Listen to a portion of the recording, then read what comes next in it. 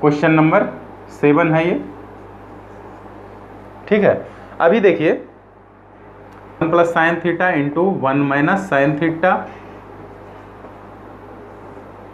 और 1 plus cos theta into 1 minus cos theta, ये solve करना है, इसका वैल्यू पता करना है। अभी देखिए इसका जब वैल्यू पता करना हो तो इतना को हम ये लिख सकते हैं क्या, एक आप फॉर्मूला जानते होंगे क्या, a minus B, A plus B into A minus B को हम A square minus B square, algebra में आपने पढ़ा होगा, A plus B into A minus B, A square minus B square का फॉर्मूला है। तो ये ए प्लस बी और ए माइनस बी इस फॉर्मेट में लिखा हुआ है।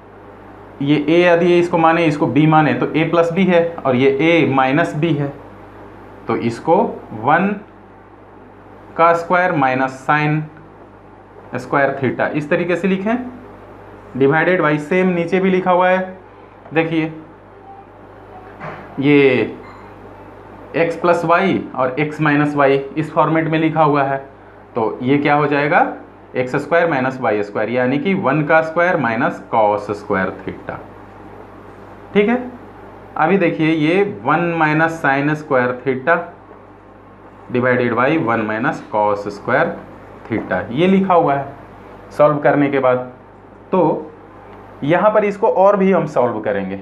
अभी देखिए मान लीजिए कि कोई ट्रायंगल है, ये थीटा है और थीटा में ये P है, B है, H है, ठीक है।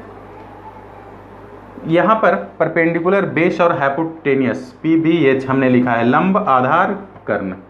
अब देखिए कि ये इसको हम इस तरीके से लिख सकते हैं, 1 माइनस साइन थीटा को क्या लिख सकते हैं, लंब बटे कर्ण, यानी P बटे B लिख दीजिए, P स्क्वायर बटे B स्क्वायर, P स्क्वायर बटे H स्क्वायर, लंब बटे कर्ण P स्क्वायर बटे H स्क्वायर, और फिर 1 माइनस कॉस स्क्वायर को क्या लिख सकते हैं, बी स्क्वायर बटे एच स्क्वायर, बी स्क्वायर बटे एच स्क्वायर, ठीक है।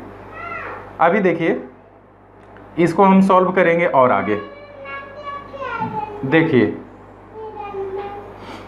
इसको और आगे हम यदि सॉल्व करते हैं तो एच स्क्वायर को हम एलसीएम ले लेते हैं, ठीक है। यहाँ पर देखिए एच स्क्वायर को ऊपर में हम एलसीएम ले लिए एच स्क्वायर को, तो ऊपर में क्या आ जाएगा एच स्क्वायर को एलसीएम लेने के बाद, H square minus P square, ठीक है, डिवाइडेड बाई नीचे में हम एच स्क्वायर को एलसीएम ले लिए तो क्या आ जाएगा H square minus B square, ऐसे आ गया ना।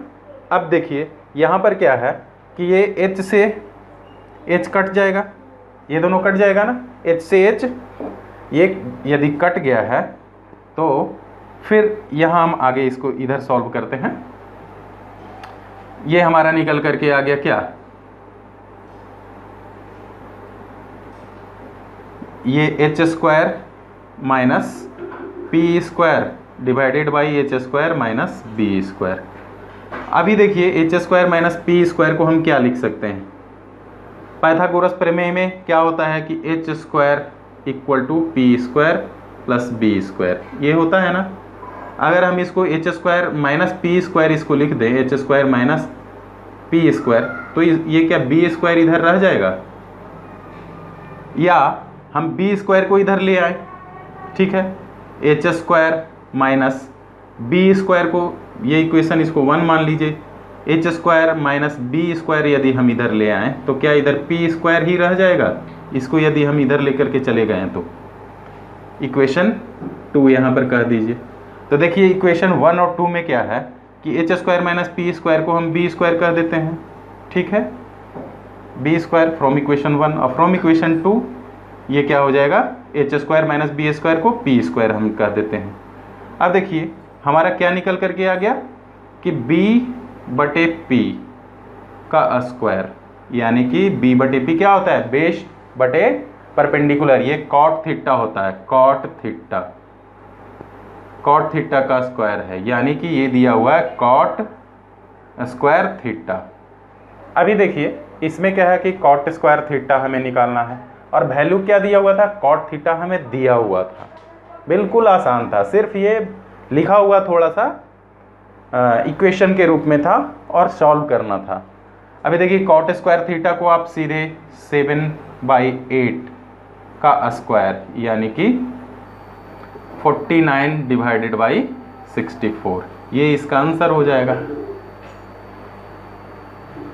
दोस्तों इसमें देखिए, इसमें क्या है कि हमें दिया हुआ था कॉट थीटा, ठीक है, और एक इक्वेशन लिखा हुआ था। इक्वेशन को जब हम सॉल्व किए a + b × a - b के फॉर्मेट में था, तो a² - b² था, तो a² - b² और ऊपर भी सेम फॉर्मेट में था, नीचे भी a² - b² के फॉर्मेट में था। अब इसको हमने तोड़ दिया लंब और आधार और कर्ण के उसमें, तो ये सॉल्व करने के बाद हमारा क्या आ गया, h² - p²। अब पाइथागोरस प्रमेय के अनुसार जो ये h² - p² क्या हो जाएगा, b², और h² - b² क्या हो जाएगा, p²।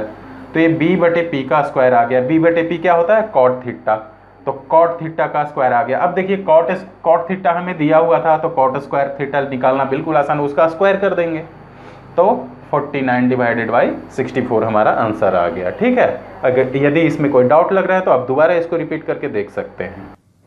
Dear student, if you are getting any knowledge from this video, kindly like the video and subscribe the channel Durga Classes. Thank you.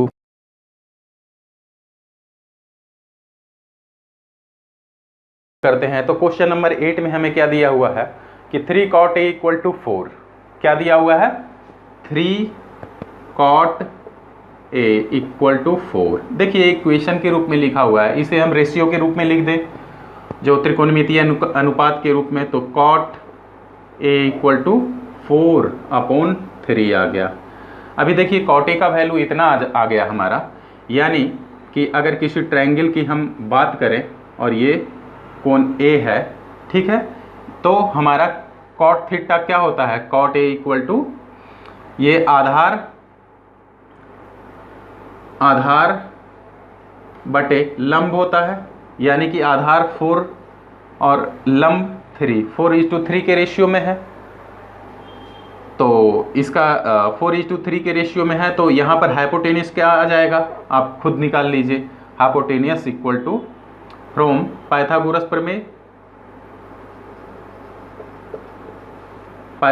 प्रमेय थ्योरम। देखिए पाइथागोरस प्रमेय के अनुसार h² = p² + b² होता है, +b²।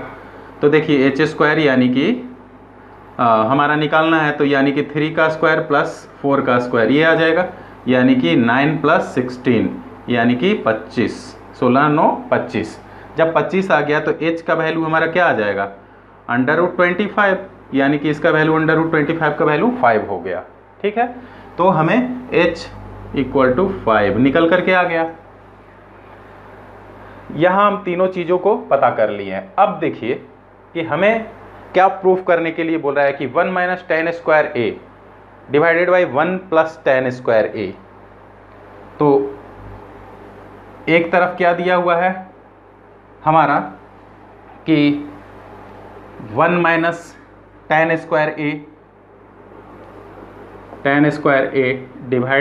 1 + tan² a, ये किसके बराबर बोल रहा है, ये इधर हम लिख दिए हैं बाउंड्री के, ये cos² a - sin² a, cos² a - sin² a।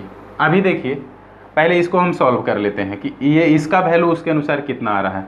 तो 1 - tan का वैल्यू यदि हम यहाँ पर लिखेंगे तो cot के उल्टा हो जाएगा, 3/4 हो जाएगा, वहाँ 4/3 है, तो यानी कि 3/4 tan थीटा लंब बटे आधार, तो 3/4 का स्क्वायर डिवाइडेड बाई 1 + 3/4 का स्क्वायर। ठीक है, अभी देखिए इसको हम इस तरीके से लिख सकते हैं, 3 × 9 बटे 4 × 16 डिवाइडेड बाई 1 + 3 × 9 डिवाइडेड बाई 4 × 16, 1 + ये हो गया। अब 16 को हम LCM ले लिए, 16 को हम LCM ले लिए तो क्या आ जाएगा, आप देखिए कि यहाँ हम 16 ऊपर में LCM ले रहे हैं, तो हमारा आ जाएगा 16 - 9, और नीचे में फिर क्या आ जाएगा, नीचे में भी 16 LCM ले लिए इनके बीच में। यहाँ पर इसको इस तरीके से आप देख सकते हैं, इससे कंफ्यूज मत होइएगा, नीचे वाली लाइन है। तो ये हो जाएगा 16 प्लस 9। अब देखिए 16 से 16 ये कट जाएगा, तो आपका क्या यहाँ बच करके आ गया, यहाँ पर बच गया 16 में से 9 जाएगा तो 7 डिवाइडेड, और 16 और 9 25। ये इसका वैल्यू निकल करके आया है 7/25। ठीक है, ये इसका वैल्यू निकल करके आया है। अब देखिए कि इसका वैल्यू क्या 7/25 आता है, तभी ये इक्वल होगा। यही हमें प्रूफ करना है ये गिवन वैल्यू के आधार पर। तो कॉस स्क्वायर यहाँ पर यदि हमें लिखना होगा तो क्या लिखेंगे, कॉस थीटा 4 यानी कि बेस अपॉन हाइपोटेन्यूस, आधार बटे कर्ण यानी 4/5 का स्क्वायर, माइनस साइन स्क्वायर ए यानी कि 3/5 इसका स्क्वायर, ये है। तो ये देखिए 4 चौका 16/25 माइनस 9/25। ठीक है, ये आ गया। अब देखिए इसको हम 25 को एलसीएम ले लेंगे तो 16 माइनस 9 ये आ गया, यानी कि 7/25 ये आ गया। यानी कि देखिए ये जो वैल्यू है 1 minus tan square 1 plus tan square, वो cos स्क्वायर ए माइनस साइन स्क्वायर ए के ये बराबर आ रहा है। दोनों वैल्यू देखिए ये बराबर आ गया है ना, ये दोनों वैल्यू, यानी कि ये दोनों वैल्यू बराबर है, तो ये हमें प्रूफ है। यानी कि left hand equal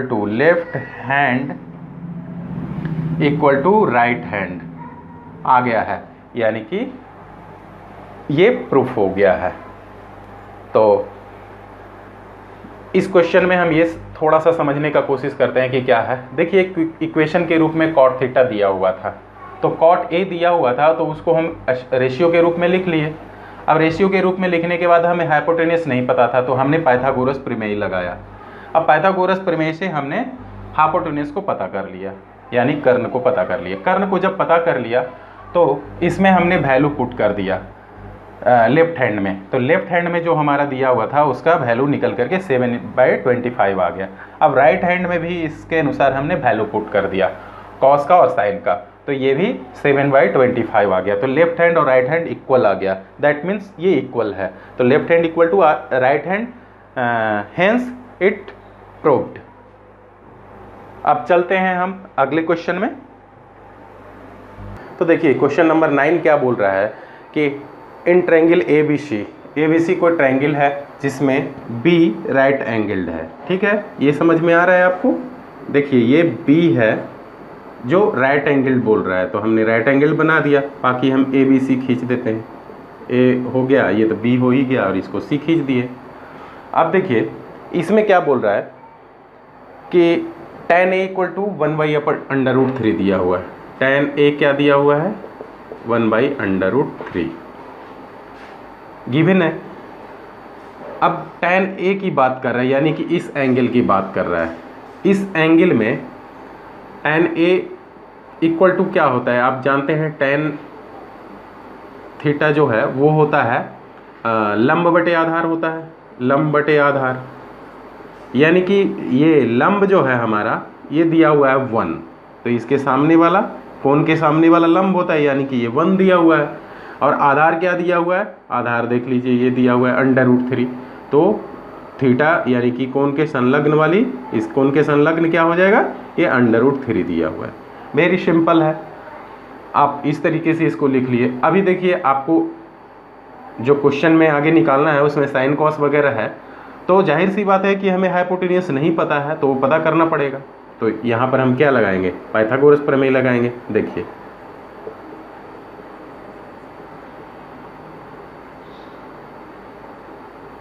Pythagoras theorem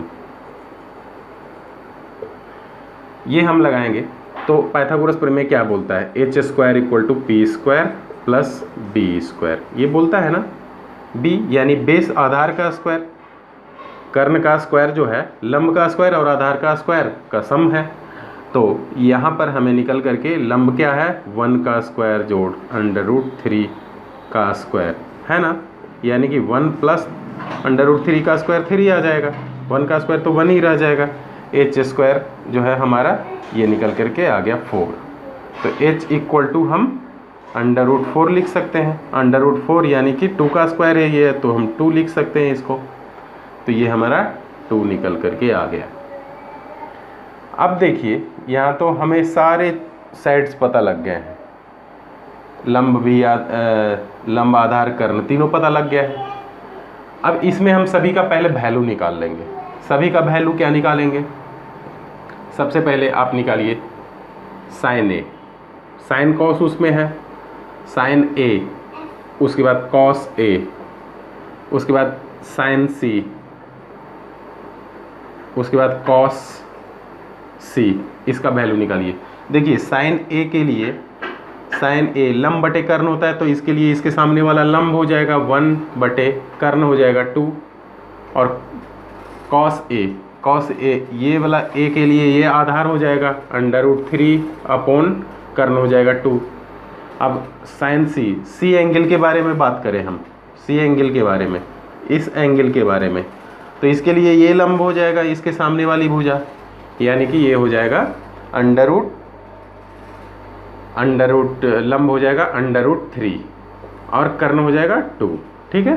अब कॉस सी, इसके लिए कॉस में आधार बटे कर्ण होता है, तो आधार ये हो जाएगा, यानी कि 1/2, ये हो गया। अभी देखिए हमें जो क्वेश्चन में दिया हुआ है वो हम आसानी से बिल्कुल लिख लेते हैं। फर्स्ट नंबर क्वेश्चन में क्या था कि sine A into cos C, sine A into cos C plus cos A into sine C, इसी का वैल्यू निकालना है। तो देखिए इसको बिल्कुल आसानी से आप इसको लिख सकते हैं, इसका वैल्यू सारा को पुट कर दीजिए।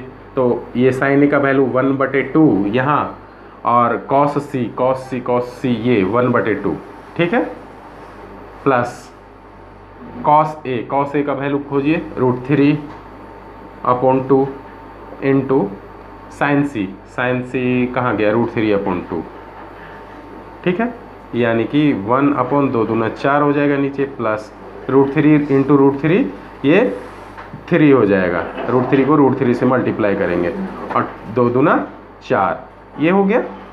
और इसके बाद हम एलसीएम ले लेंगे 4, तो 1 + 3 हो जाएगा। अब 1 + 3 हो जाएगा तो क्या आ जाएगा, ये आ जाएगा 4/4, तो ये कट करके आ जाएगा 1। ये इसका फर्स्ट वाले का आंसर हो गया। ठीक है। अब देखिए हम देखते हैं क्वेश्चन नंबर 2 जो दिया हुआ है। क्वेश्चन नंबर 2 दिया हुआ है, इसको देखते हैं। तो इसमें cos A into cos C minus sine A into sine C दिया हुआ है। cos A into cos C minus sine A into sine C, ये दिया हुआ है। देखिए cos A into cos C, cos A का वैल्यू हम रख देते हैं यहाँ। देखिए cos A का वैल्यू √3/2 है, √3/2, cos C 1/2 minus sine A का वैल्यू ये है 1/2 इंटू साइन C का वैल्यू कहाँ गया, ये √3/2। अब देखिए ये √3/4 हो जाएगा ना, 2 दूना 4 नीचे हो जाएगा, माइनस ये हो जाएगा √3/2 दूना 4, ठीक है। तो ये देखिए √3 माइनस √3 4 को लघुत्तम ले लेंगे तो ये हो जाएगा √3 माइनस √3, यानी कि 0/4 = 0। इसका आंसर 0 आ गया, ये है। अब देखिए इस क्वेश्चन में हम यदि देखें तो क्या था, ये दिया हुआ था कि कोई ABC ट्रायंगल है जिसमें B राइट एंगल है।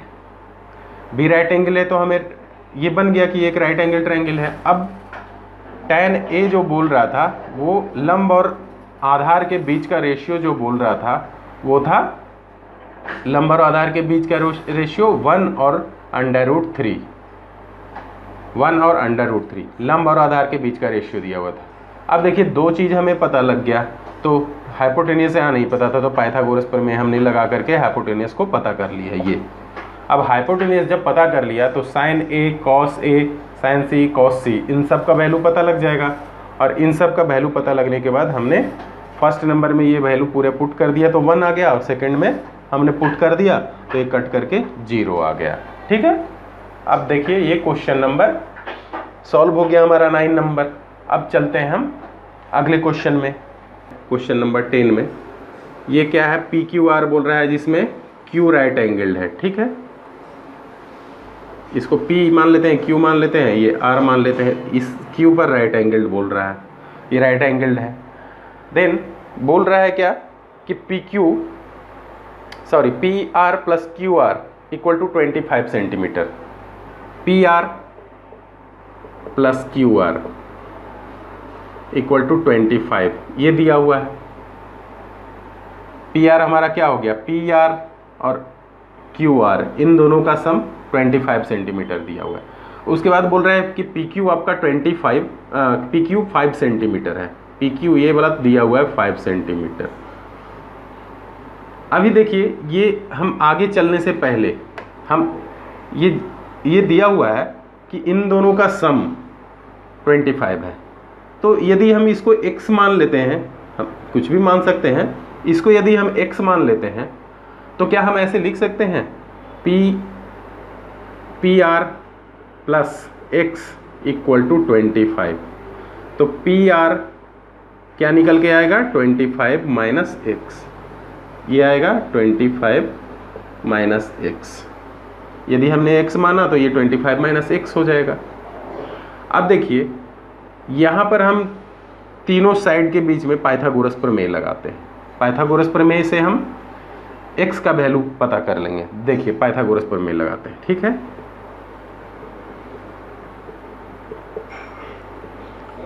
ये क्या बोलता है कि जो सबसे लंबी भुजा का स्क्वायर होगा वो बाकी दोनों भुजाओं के स्क्वायर का सम होगा ना। P square equal to H square equal to P square plus B square. तो यहाँ H स्क्वायर क्या है, PR का स्क्वायर है। PR का स्क्वायर इक्वल टू PQ का स्क्वायर प्लस QR का स्क्वायर, ये लिख सकते हैं ना पाइथागोरस प्रमेय के अनुसार। तो PR का स्क्वायर 25 माइनस x, इसका स्क्वायर इक्वल टू क्या हो जाएगा, PQ हमारा 5 का स्क्वायर हो जाएगा प्लस QR x का स्क्वायर हो जाएगा। इसी को अब हम तोड़ देते हैं। देखिए 25 माइनस x यानी कि a माइनस बी के होल स्क्वायर का फॉर्मूला यहाँ पर लगेगा, a माइनस बी के होल स्क्वायर। आप जानते होंगे कि a माइनस बी का होल स्क्वायर क्या होता है। आप साथ साथ बोल सकते हैं a square plus B square minus a square plus B square, minus है तो 2ab। यदि यहाँ a प्लस b होता तो यहाँ प्लस हो जाता सभी, माइनस होता है तो माइनस 2ab होता है। अब देखिए, अब इस फॉर्मूले पे हम तोड़ देते हैं, यानी कि 25 का square plus x square minus 2ab, यानी कि 2 इंटू 25 इंटू एक्स लिख सकते हैं। और यहाँ हो जाएगा 5 का स्क्वायर 25 प्लस एक्स स्क्वायर, ठीक है। अब देखिए यहाँ पर ये x से ये x और x कट गया ना। अब इसको हम इस तरीके से लिख सकते हैं 25 का स्क्वायर माइनस 25 इक्वल, माइनस इधर 25 को इधर ले गए और ये माइनस साइन हो जाएगा और माइनस साइन वाले को इधर हम लेकर के चल जाते हैं। तो 25 दूना 50x लिख सकते हैं हम। इतना आ गया ना। अभी देखिए 50x बराबर क्या आ गया हमारा, 25 का स्क्वायर माइनस 25। इसको हम ऐसे लिख सकते हैं 25 को कॉमन ले करके, तो ये 25 हो जाएगा माइनस 1 हो जाएगा, ऐसे लिख सकते हैं क्या। तो ये 25 गुना 25 हो जाएगा ना, 25 का स्क्वायर और माइनस 25 हो जाएगा। अभी देखिए x यदि हमको लिखना होगा तो 25 बटे 50 और 25 में से 1 जाएगा, 25 माइनस 1 ऐसे, तो 24 भी लिख सकते हैं हम इसको, यानी कि 25 गुना 24 बटे 50। इसको आप काट दीजिए। देखिए 25 दूना 50 और 2 से 12 दूना 24, 12 मरते में, यानी कि 12 इसका वैल्यू आ गया ना। अब देखिए इसका वैल्यू 12 आ गया, तो हम यहाँ पर इसको x इक्वल टू 12 बोल सकते हैं। तो 25 माइनस एक्स यानी कि PR क्या आ जाएगा, 25 माइनस एक्स, यानी कि PR equal to 25 minus X, यानी कि 25 माइनस 12 इक्वल टू 25 में से 12 जाएगा तो 13 बचेगा, यानी कि ये वैल्यू आ गया हमारा 13। अब तीनों साइड हमें पता लग गया, ये 5 है, ये 12 है और ये 13 है।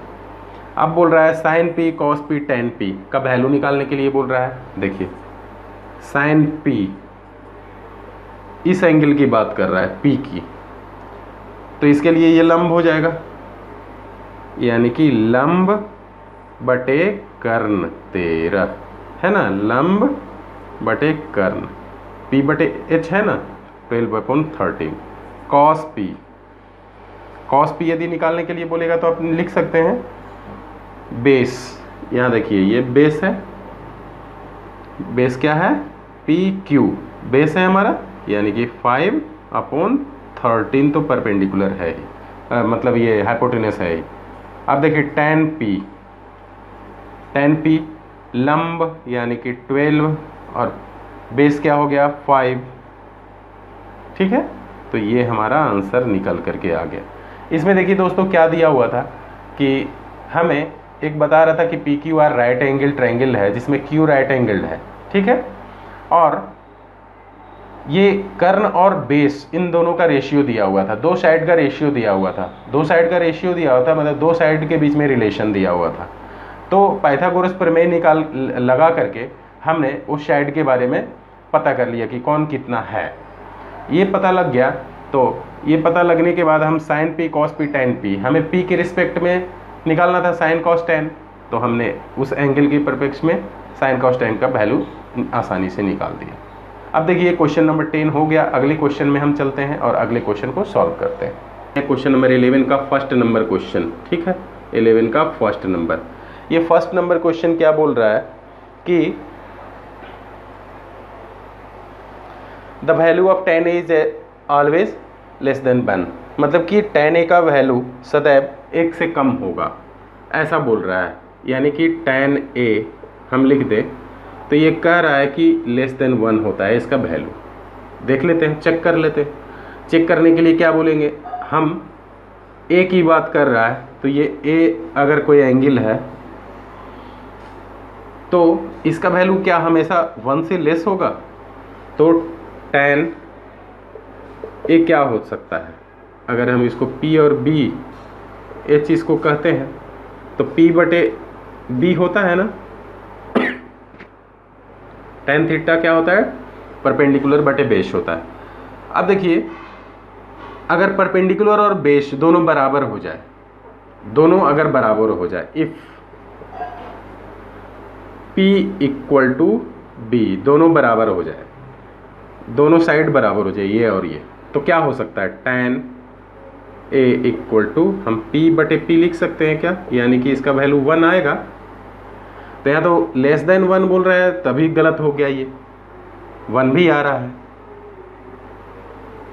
तो ये फर्स्ट समीकरण हो गया, ठीक है ना। अब देखिए दूसरे कंडीशन में देख लेते हैं। दूसरा कंडीशन क्या है कि if P equal to 2B, ठीक है, मतलब कि ये 2B के बराबर हो जाएगा P, समझ गए। तो बराबर लेते हैं, मतलब कि ये जो है ये 2B के बराबर होगा, यानी कि ये डबल हो जाएगा। डबल हो जाएगा तो tan का वैल्यू क्या होगा, देखिए tan A इक्वल टू हम P बटे B की जगह क्या लिख सकते हैं, P बटे 2 लिख सकते हैं ना। अब देखिए यहाँ P से P कट जाएगा और ये चला जाएगा ऊपर, तो इसका वैल्यू 2 आ गया। तो यहाँ देखिए यहाँ तो वैल्यू 2 आ रहा है, तो लेस देन 1 बोल रहा है, 1 से भी ज़्यादा वैल्यू आ रहा है। तो ये क्या है कि लिखा हुआ जो था इससे पता लग रहा है कि ये फॉल्स लिखा हुआ था, ठीक है, ये फॉल्स लिखा हुआ था, यानी ये गलत है। अब देखिए सेकंड नंबर क्वेश्चन में चलते हैं। सेकंड नंबर क्वेश्चन में क्या बोलता है, sec A equal to 12/5, 12/5 some value of angle A, यानी कि sec A के किसी मान के लिए जो बोल रहा है, कोण A के किसी भी मान के लिए sec का ये वैल्यू सही है, ये बोल रहा है। तो देखिए sec A इक्वल टू 12/5, ये लिखना सही होगा क्या, आप खुद चेक करके देख लीजिए। अगर कोई सबसे पहले तो ये ट्रायंगल बनाइए, ये A है कोण, ठीक है। कोण ये है तो सेक थीटा क्या होता है, कर्ण बटे आधार होता है ना, कर्ण बटे आधार ये होता है। तो कर्ण यहाँ क्या बोल रहा है, कर्ण बोल रहा है कि 12 है और आधार बोल रहा है 5, यानी कि ये 12 और ये आधार बोल रहा है 5। तो ये बिल्कुल सही है, क्योंकि ये छोटा होना चाहिए, कर्ण हमेशा बड़ा होता है, ठीक है ना। ये 90 डिग्री के सामने वाला कोण कर्ण हमेशा दोनों साइडों से बड़ा होगा, इन साइड से भी इन साइड से भी बड़ा होगा। तो ये सही है, बड़ा लिखा हुआ है, यानी कि कंडीशन फुलफिल कर रहा है, कंडीशन सेटिस्फाई कर रहा है, कंडीशन ओके है, देन ये ट्रू होगा, ठीक है ना, सही है बिल्कुल। अब चलिए हम चलते हैं क्वेश्चन नंबर 11 का थर्ड नंबर क्वेश्चन में चलते हैं। देखिए थर्ड नंबर क्वेश्चन क्या बोल रहा है, ये बोल रहा है कि cos A is abbreviation used eight quotient of angle A, यानी कि ये बोल रहा है कि cos A कोण A का कोसेंट के लिए प्रयुक्त किया हुआ ये है। आपको ये चीज़ तो शुरू में ही हम बताए थे कि साइन जो है वो साइनस है, इसको ज्या बोलते हैं। कॉस जो है वो कोसाइन वर्ड से है, टैन है वो टेंजेंट है, उसके बाद कॉसिक है वो कोशेंट है,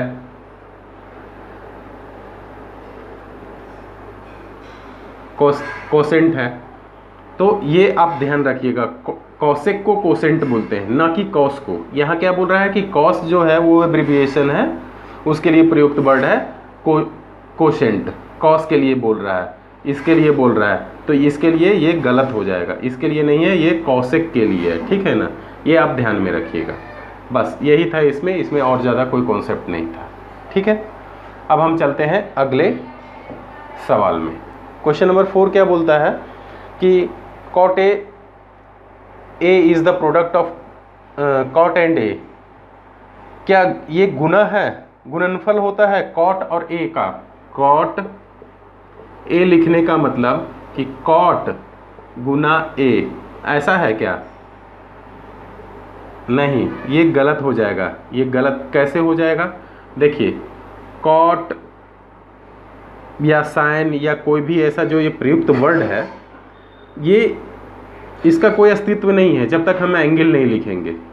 तो ये इस वर्ड का कोई मीनिंग ही नहीं हो जाएगा, मीनिंगलेस हो जाएगा जब तक इसके साथ हम डिग्री नहीं देंगे यहाँ। तो कॉट के साथ में कुछ ना कुछ ABCD थीटा बीटा कुछ ना कुछ डिग्री देना पड़ेगा, जैसे साइन थीटा, साइन गुने थीटा नहीं है, ये गलत हो जाएगा। ये साइन गुने थीटा ये गलत हो जाएगा, नहीं ऐसे नहीं है, ये डिग्री अलग है और ये साइन एक वर्ड है। ये इस वर्ड के साथ में थीटा लिखा जाएगा तभी ये ट्रिगोनोमेट्रिक रेशियो होगा, साइन थीटा, तभी ये ट्रिगोनोमेट्रिक रेशियो कहलाएगा, अन्यथा ये ट्रिगोनोमेट्रिक रेशियो नहीं कहलाएगा। इस लंब बटे कर्ण इसका मीनिंग होता है, लंब और कर्ण के बीच का रेशियो। इसी प्रकार से कॉट ए सभी के लिए प्रयुक्त है, तो ये गलत है, ये फॉल्स था, ठीक है ना। अब देखिए हम क्वेश्चन नंबर 5 जो हमारा लास्ट नंबर क्वेश्चन है, क्वेश्चन नंबर 5 चलते हैं। इसमें ये क्या बोल रहा है कि sine theta equal to 4/3, sine theta 4/3, क्या ये सही है क्या किसी भी एंगल थीटा के लिए। तो देखिए किसी भी एंगल थीटा के लिए बोल रहा है, अगर ये थीटा एंगल है, आप खुद सोच लीजिए कि साइन थीटा इक्वल टू लंब बटे कर्ण होता है, ठीक है। यानी कि यहाँ लंब क्या बोल रहा है 4 के बोल रहा है, और कर्ण क्या बोल रहा है 3 के, यानी कि ये 3 और लंब बोल रहा है 4। ऐसा हो सकता है कि लंब हाइपोटेनियस सबसे बड़ा एंगल है तो ये परपेंडिकुलर से छोटा हो जाए, नहीं, ये सबसे बड़ी भुजा होती है, ठीक है ना। ऑलवेज ये क्या है, ये आप पाइथागोरस प्रमेय, इसमें पाइथागोरस प्रमेय में आप देखते होंगे तो ये जो h है वो क्या है, एच स्क्वायर, इनका गुणनफल, इनका ये है, मतलब कि दोनों के square P square plus B square, इन दोनों का स्क्वायर का सम है। तो ये छोटा हो ही नहीं सकता इससे, तो ये हमेशा हाइपोटेन्यूस बड़ा होता है। देन ये लिखा हुआ जो है वो गलत है, साइन थीटा इक्वल टू 4/3 नहीं हो सकता है कभी भी, ये फॉल्स है, ठीक है ना। नीचे हमेशा हाइपोटेन्यूस हमेशा बड़ा होगा, वो बड़ा नहीं हो सकता है परपेंडिकुलर। तो देखिए दोस्तों, ये हम क्या है कि ये सभी क्वेश्चन को सॉल्व किए हैं, और इसमें यदि कोई भी आपको डाउट लगता है तो आप इसमें कमेंट करके हमको बताइएगा। यदि आपको लगता है कि इसमें और कुछ ज़्यादा हम आपके लिए ला सकते हैं तो आप हमें ज़रूर बताइएगा, उस हिसाब से हम आपके सामने ट्रिग्नोमेट्री और अन्य दूसरे जो चैप्टर है उसके बारे में हम रखेंगे। Thank you. डियर स्टूडेंट, यदि आपको इस वीडियो से कुछ भी समझ आ रहा है तो वीडियो को लाइक करें और दुर्गा क्लासेज चैनल को सब्सक्राइब कर लें। Thank you.